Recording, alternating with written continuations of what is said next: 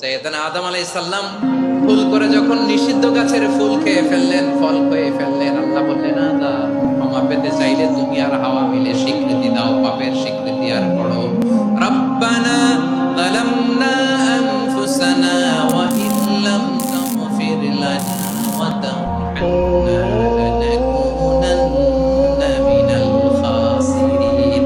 ও আল্লাহ, আমি আদম আর হাওয়া যালামনা আনফুসানা, আমরা আমাদের নফসের উপর বড় জুলুম করেছি।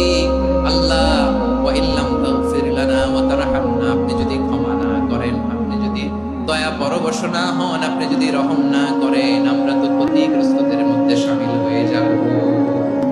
এই দোয়া করার সাথে সাথে সাইয়েদনা আদম আর হাওয়া আলাইহিস সালামকে ক্ষমা করে দিলেন কে? তাহলে এই দোয়ার 3 নম্বর অংশ তাকরীর, এটা আল্লাহ বড় পছন্দ করে। আমার কলিজার টুকরা ভাইয়েরা, গুনাহ করে শিকার যেতে হবে, এটা আল্লাহ ভালোবাসেন। সাইয়েদনা আবু বকর রাদিয়াল্লাহু তাআলা বিষ্ণু ইসলামকে বললেন, ইয়া রাসূলুল্লাহ আল্লিমনি দুআআন আদউ বিহি ফি সালাতি, নবী হে, আপনি আমার এমন একটা স্পেশাল দোয়া শিখায়া দেন যে দোয়াটা আমি নামাজে পড়ব। নবী বললেন, তাহলে তুমি পড়ো, আল্লাহুম্মা ইন্নী যালামতু নাফসি যুলমান কাসীরান ওয়া লা ইয়াগফিরুয যুনুবা ইল্লা আনতা ফাগফিরলি মাগফিরাতাম মিন ইনদিকা ওয়ারহামনি ইন্নাকা আনতাল গফুরুর রহিম। সুবহানাল্লাহ।